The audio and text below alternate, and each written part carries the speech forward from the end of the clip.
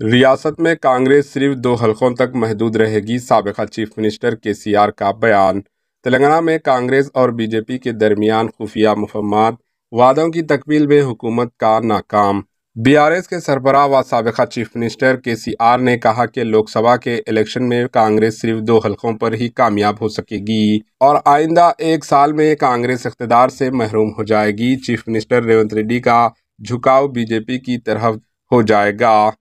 संगारेड्डी के सुल्तानपुर में जहीराबाद मेदक हलकों के उम्मीदवारों की इंतखाबी जलसे से खिताब में इन ख्यालात का इजहार किया।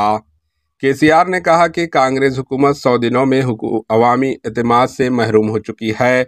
अवाम से कोई भी वादा पूरा नहीं किया गया, जिस पर अवाम में कांग्रेस हुकूमत के खिलाफ नाराजगी पाई जाती है और लोग असम्बली इलेक्शन में बीआरएस को शिकस्त देने पर अफसोस का इजहार कर रहे हैं। कांग्रेस ने कभी पूरा ना होने वाले वादे करके अवाम को हथेली में जन्नत दिखाई। जब अमल का वक्त आया तो उन वादों से राफरार इख्तियार कर ली। वो अवाम से अपील करते हैं कि लोकसभा इलेक्शन में सोच समझकर वोट का इस्तेमाल करें। Bureau report, HN news. గేట్లు బంద్ చేసి తాళాలు వేసినారు। దీన్ని ఏమంటారు? అహంకారమా, కండకావరమా, ఏమనుకోవాలి? దీనికి అజ్ఞానమా? ఎవరు పెట్టిన విగ్రహమే కదా, మనం ఒక విగ్రహమే పెట్టుకోలే.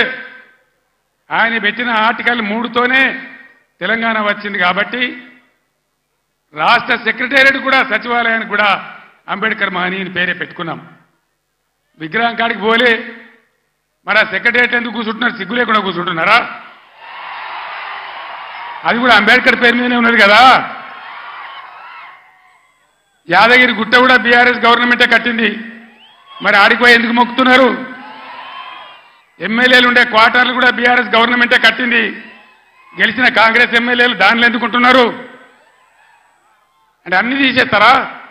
మిషన్ కాకతీయ చెరువులు బంద్ చేస్తారా? ఏమేం బంద్ చేస్తారు? ఈ లిల్లీ పుట్టుకాలని నేను ఎందుకన్నా అంటే దీనికే అన్నా. ఒకనాడు ఇదే లిల్లీ పుట్టుకాల పార్టీ సింగూరు ప్రాజెక్టు మన నోరు కొట్టి మన ఎండబెట్టి ఒక డ్రాప్, ఒక చుక్క నీళ్లు కూడా మనకి ఇయ్యలే.